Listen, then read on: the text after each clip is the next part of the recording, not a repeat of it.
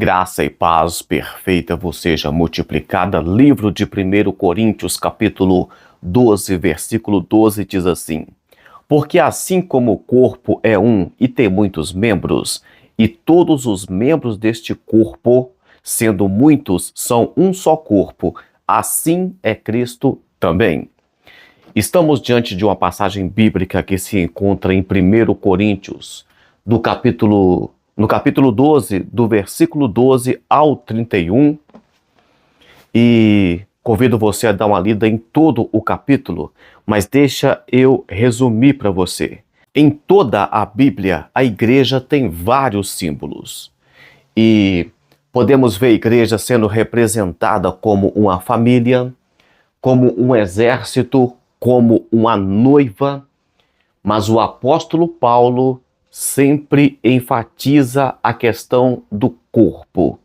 O apóstolo Paulo utiliza também outras metáforas para falar de igreja, mas sempre ele destaca a questão do corpo.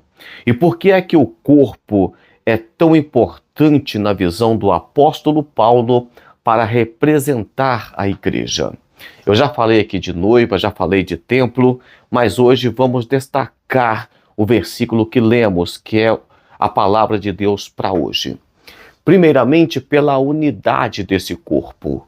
Do versículo 12, versículo 13, vai falar da unidade desse corpo.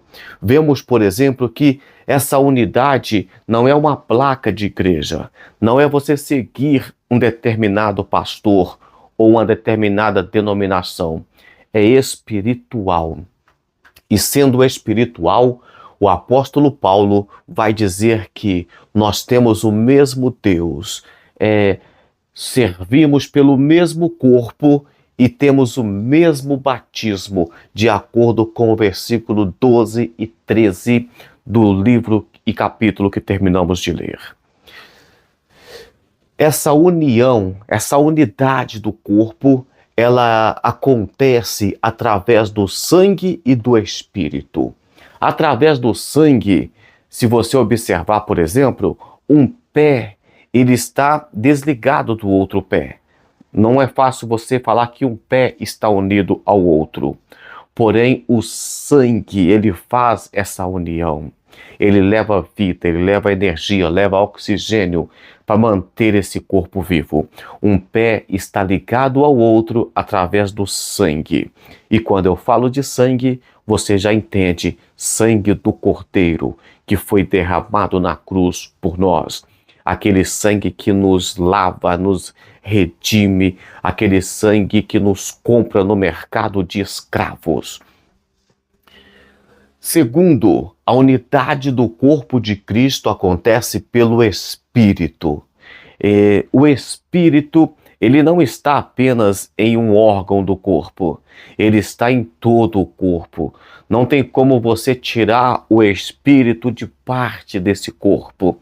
Por isso estou falando, não tem parte no corpo que não vai sangue, no dedo, nas mãos, nos pés, todos os membros do corpo têm sangue. O Espírito também está em todo o corpo.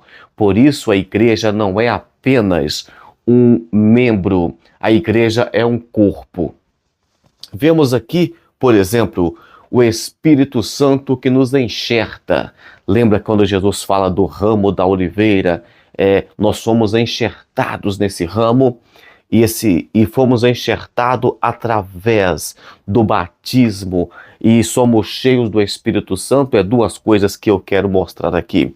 Quando se fala em batismo, então está falando em você agora pertencer a Jesus Cristo, cheio do Espírito Santo. Quando você é cheio do Espírito Santo, eu não vou entrar em detalhe aqui de batismo, manifestação de línguas e tal, e dons espirituais, mas para ficar assim de uma forma mais tranquila para um devocional, quando você é cheio do Espírito Santo, então todo crente tem Deus na vida, é salvo em Jesus Cristo. Mas tem pessoas que têm uma intimidade maior, porque trabalha, porque busca, porque faz por onde essa pessoa é cheia do Espírito Santo. Deus está dentro dessa pessoa, é um coração cheio de Deus, é uma mente cheia de Deus, é uma boca que fala de Deus o tempo todo. Essa pessoa é cheia do Espírito Santo, ela tem frutos bons, ela tem bons comportamentos, então cheia do Espírito Santo. A segunda questão da igreja, do corpo, é a diversidade. A primeira é a unidade, segundo a diversidade. Na diversidade, do versículo 14 ao 20, o apóstolo Paulo vai tratar das diferenças do corpo. Então, o corpo tem vários membros, mas todos os membros trabalham harmoniosamente. É a mão, é os pés, é os olhos. Então, quando você, por exemplo, vê alguma coisa e quer pegar, os seus olhos viram, agora as suas mãos vai trabalhar, e se você tiver que levar à boca, se for um alimento para mastigar, então o corpo todo trabalha harmoniosamente em benefício do próprio corpo. É o corpo trabalhando para o próprio corpo. É por isso que quando alguém está doente, o corpo todo está doente. Não fica doente da mão, doente do pé. Ou você está são, ou você está doente. O nosso corpo, se tratando de igreja, precisa de buscar estar sarado, precisa de buscar estar são. E o último, para finalizar, vemos aqui a mutualidade do corpo, que vai do versículo 12 ao 31, todo ele vai tratar da mutualidade do corpo. Aqui temos duas questões que é interessante frisar. A primeira delas é o complexo de inferioridade. Muitas pessoas se sentem pequenas, inferiores. Você vai ver pessoas orando, reclamando com Deus. Ah, eu queria o dom tal, eu queria ser isso, eu queria ser aquilo. Então, o complexo de inferioridade existe aqui. Imagina só o dedinho da mão dizendo, olha, eu queria ser o polegar. Imagina o polegar dizendo, não, eu queria ser o braço. Então, é isso que acontece. Nós precisamos de tomar cuidado, porque muitas pessoas questionam Deus. Eu não tenho tal dom, eu não faço tal coisa. Todo crente tem um papel fundamental na obra de Deus. Não importa qual seja o seu papel, Deus te escolheu para desempenhar ele com muita seriedade, com muita excelência. Então aqui vemos que o complexo de inferioridade leva muitas pessoas a pecarem contra o Espírito Santo quando ficam questionando Deus, questionando os dons, questionando o ministério que Deus chamou.